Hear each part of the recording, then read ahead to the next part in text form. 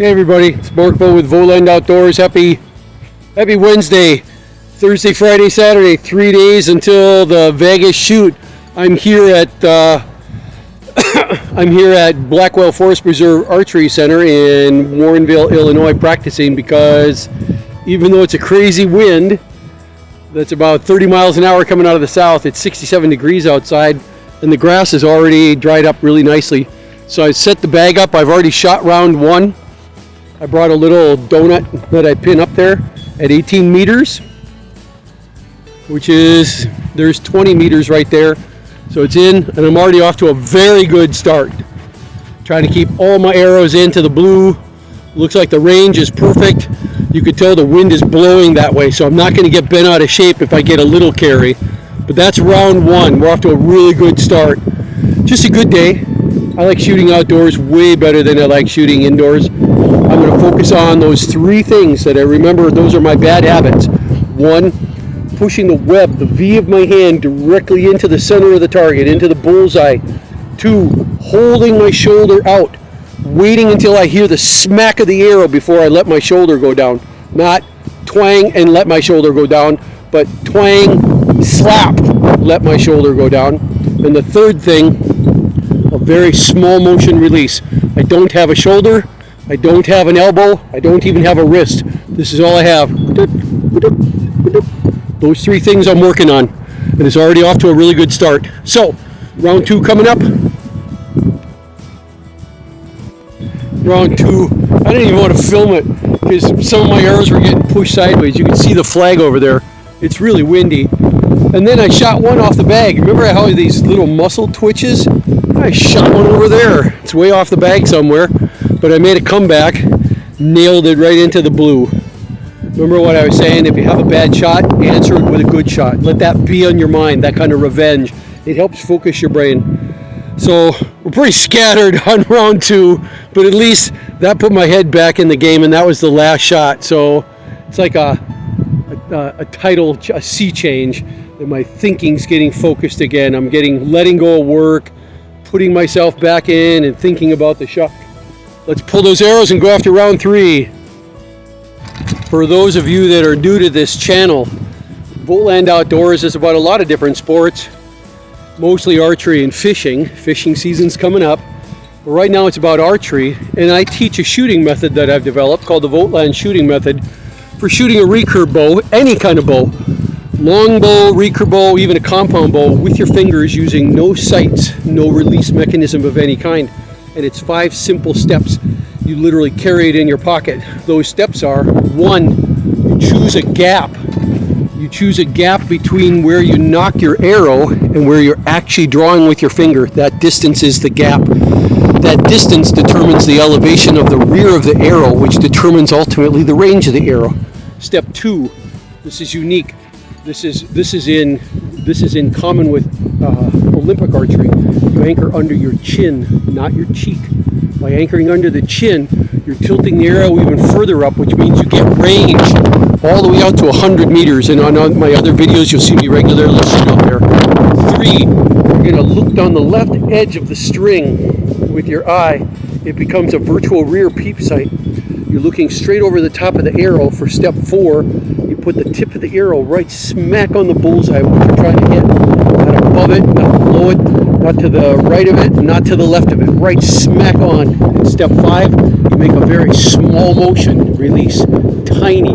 These fingers, not this, of any kind. Microscopically small, like you had a mechanical release and you were letting go.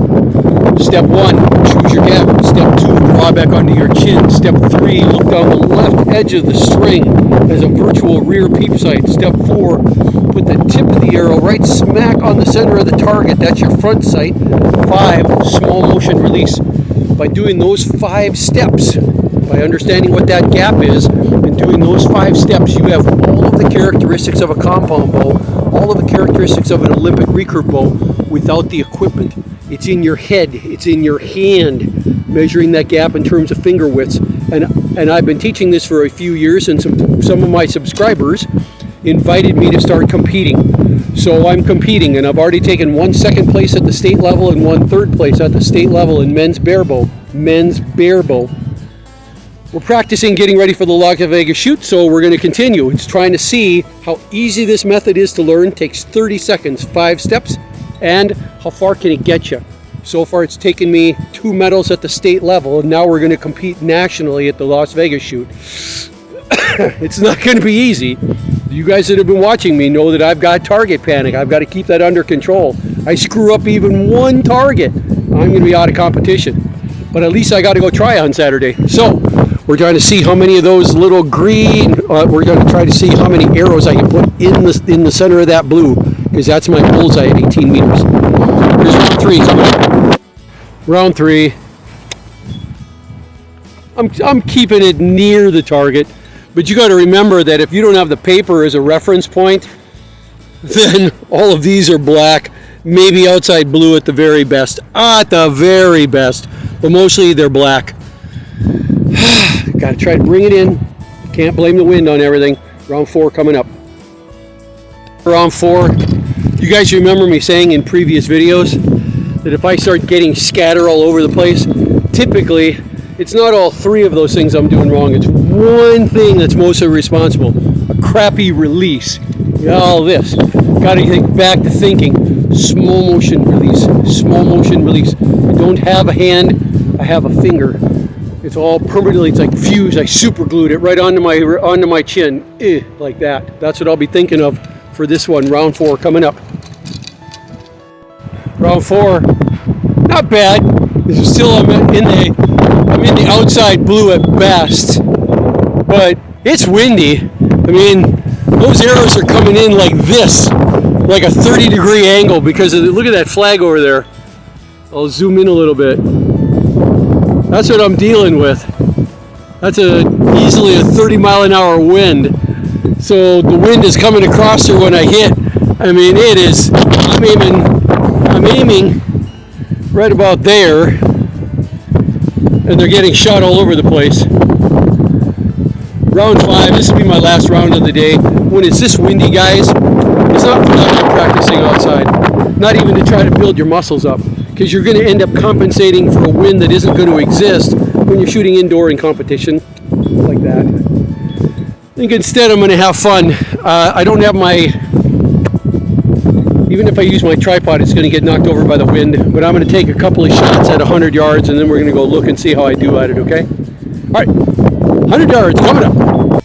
I'm super pleased right now. The first arrow, it went over, and as soon as it got even with the flag over there, the whole back, it looked like God came up and just whacked the tail down like that.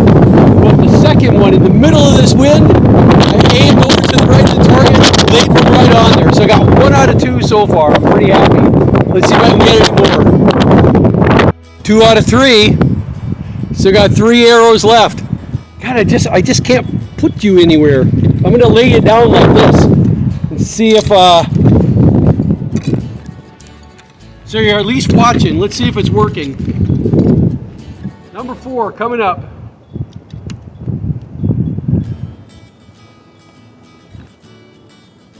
Should just ask somebody to hold it for me.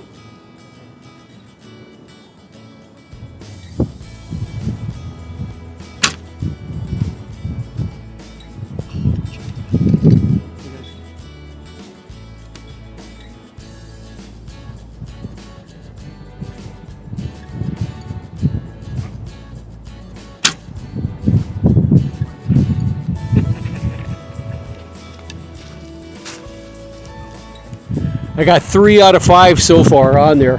Got 1 last arrow left to go. Oh good, they're still recording. All right, here goes, last one.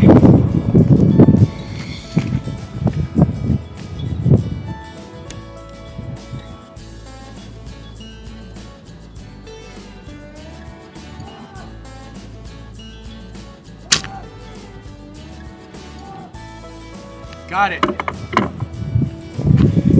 Let's go look.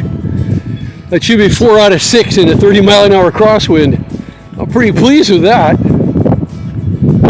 I'll be not pleased if my camera shuts off right now. Then it'll look like bullshit. Now when I shoot at 100 yards, guys, with that kind of a crosswind, you can't go looking for bullseyes. You're just hoping you hear the thunk. You guys were running. You were watching it down there, tipped up like this. Maybe you heard it. We'll see. There's the 50 meter mark. That's what I'm going to be trying to compete in this summer. 50 meter outdoor. That's going to be exciting. That is going to be my favorite. 70. I don't even know if there's competition at 70. We'll have to find out. If there is, I'm there. Count me in. I said I got 4 out of 6. There's 80. There's 90. And there's my target. 90 meters in a crosswind with the VOGTLAND shooting method. 90 meters. Dang! Talk about ending the day on a good note. If that excites you, if it excites you to go and practice a little bit, learn a technique that allows you to be proficient soon, swiftly, so that you feel confident going into competition, the VOGTLAND shooting method is it. If you love shooting at long distances, the only thing you have to adjust is that gap that we talked about. VOGTLAND shooting method is what gives you the ability, with nothing but a recurve bow in your hand and your eyes, no sights, no release, of hitting that kind of accuracy with $6 arrows. I've done this with a bow that costs 70 bucks. No difference between that and the $400 bow that I'm shooting right now. No difference. If anything, the $70 one shoots just as well, if not better. It's just a small handle for me. Look at that. I am so pleased. Look at the way the wind is knocking those arrows around. Because that flag's still flapping like crazy in the wind. Yeah, that's a good way to end the day and go back to work for a little bit. This is Mark Vogt with VOGTLAND Outdoors. 2 days left to practice before the competition. Wish me best of luck. I'm going to try to post this before I go. We'll see you out there.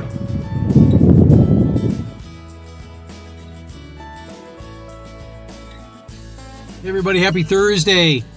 2 days to go. Friday, 1 day to go before the Vegas shoot.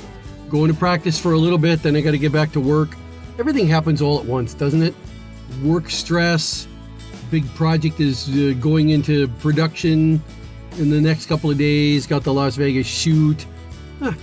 Anyway, yesterday was a really good day, so I only stayed and shot 5 rounds and then was shooting out at 100 yards. I think you guys are going to like that footage. I'm going to add it there. Today, more of the same. It's about getting off to a good start, because even if we get 3 warm-up rounds, we've learned already that's not going to be enough. I got to find a way to warm up and get into a groove in 3 rounds, because there's no other, you don't get to warm up before that. So it's all got to be perfecting my technique so that those 3 rounds are meaningful. I'm not shooting all over the place. They got to matter right from the get-go. Not throw them out there, throw them out there, throw them out there, and then get serious. It's going to be get serious cold. When you're cold, we'll see. It's going to be those 3 things that I'm worried about. It's going to be push the V of my hand directly into the center of the target. Don't be tempted to go out like this after the shot. Hold my shoulder up until I hear the slap of the arrow, the smack. Don't drop my shoulder too soon. And small motion release from the get-go. Small motion, not like this, not like this, not even a little bit. That's where my arrows start to get all wonky and go in different places. So that's what's on my mind as we go to Blackwell Forest Preserve Archery Center in Warrenville, Illinois. See you in a little bit. And we're going to go over the VOGTLAND shooting method. Every time in all my videos going forward, there's always going to be a beginning where I'd say, hey, this is the VOGTLAND shooting method, and here's why we're here today.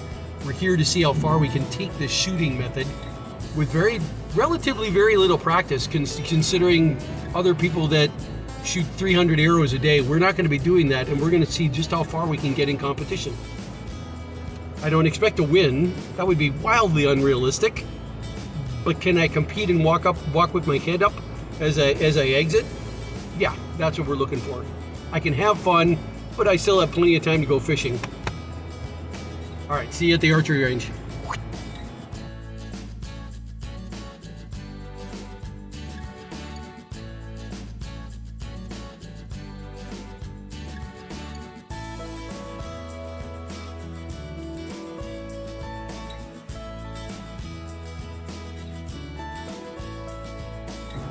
Happy Friday, everybody.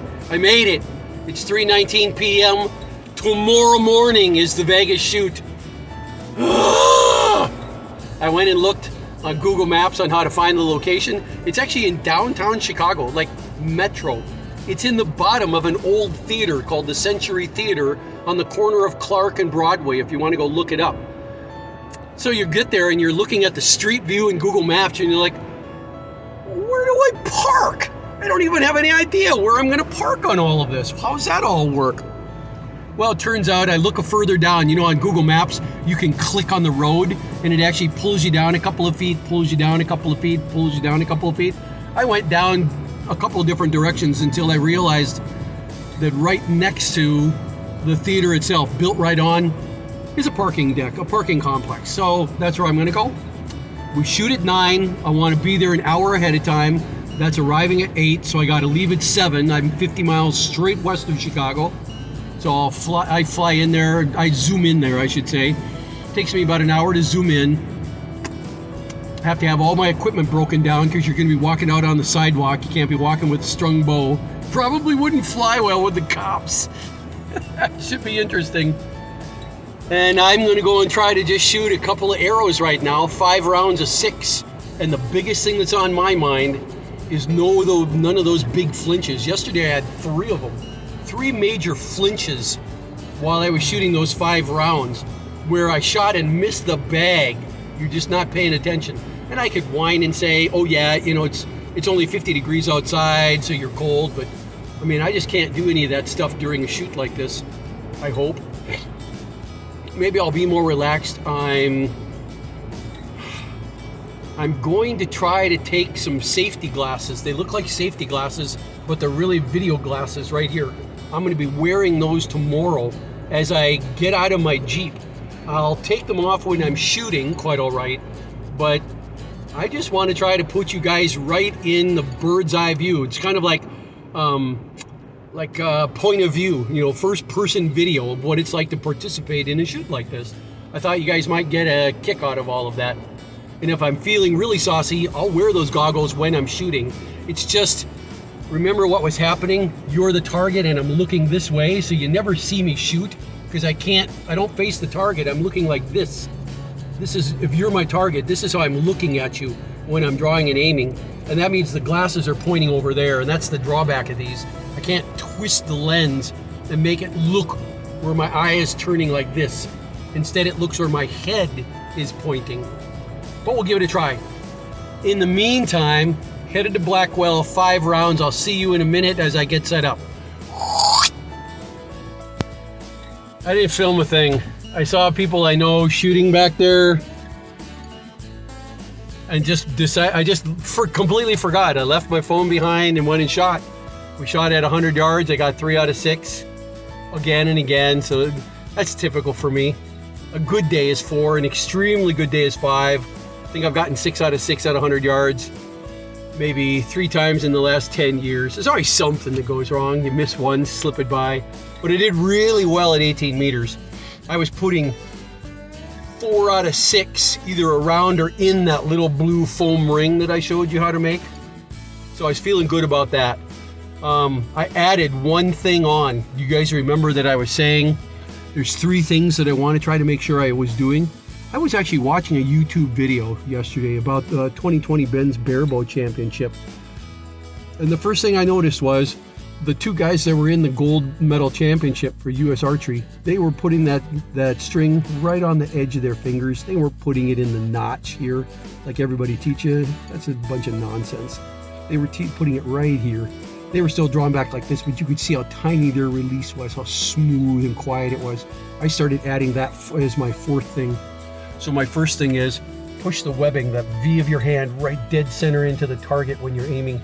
The second thing was holding your shoulder up, arm up until you hear the slap of the arrow, smack. Then you can put your arm down. Don't drop it too soon. The third thing, small motion release. You don't have a shoulder, you don't have an elbow, and you don't have a wrist. All you have is this.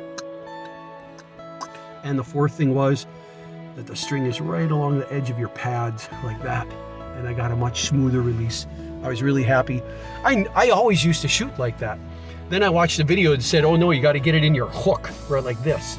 And then you try because you're listening to people that are Olympic medalists. But you're looking and saying, I don't get this, man. This is crazy. You can't possibly do a smooth release, a small motion release when you're hooked in like this on the string. Come on. So to watch again and see two guys, including the guy that was the gold medalist that year, Jimmy Kemmer, Skenner, something like that. He was really, really something to watch. Sure enough, right on the edge of his fingertips when he let go. Smooth release. So coming out and trying that worked exactly correct. The goal today was not to get all tired out, it's to just get ready for tomorrow. So I'm going to be putting this film footage together. So I'm putting something out tonight so that tomorrow there's actually going to be another video of the tournament itself. I'll be wearing the glasses if I remember and get everything charged. That's it. That's all I can think of. That's it for this particular video. Wish me luck. This is the third tournament that I'm going into, trying to show how feasible it is to compete state-wise and nationally using the VOGTLAND shooting method, and just a little bit of dedication. I hope you guys find that useful. Let me know. I'm getting a lot of really nice compliments on the channel from viewers and from some subscribers. That really means a lot to me, guys. But what I really want to hear from you is not compliments. I want to hear what you're doing. I want to hear the bow that you're using and how well it's working for you, and what, if any, questions you have. So I'm going to go home and check out. I got 2 comments. I got some questions to answer, and that's it for now. This is Mark Vogt. See you out there. Cut! Guess what that is? This is the last part of tonight's video before I piece it together before competition tomorrow. And it is night before prep. Night before prep, you go to bed early. You make sure you already got a map to where you're going to go. You already make sure that your gas tank is full. Don't be doing any of that stuff. Don't have any distractions. You already know your route. 2828 Wells Avenue. That's where I'm headed, downtown Chicago. So I know that's where I'm going. 2828 Broadway is where I'm going. 2828 Clark. Oh God, like I know what I'm doing. Then the next thing is you get your entire gear all set up. So we're going to have an inspection. We've got the riser inside here and physically okay. We've got the 2 limbs ready to go. We've got my forearm guard. We've got my finger guard, my finger glove. We've got my bow glove. We've got 1 bowstring, my primary. We've got a backup in case I need it. I've got 6 arrows. Each one of them is marked with Vogt on it. You have to have them marked. I have a pen because you have to be able to mark your target. Inside here I have my what if kit, my oh shit. I need reading glasses to read stuff.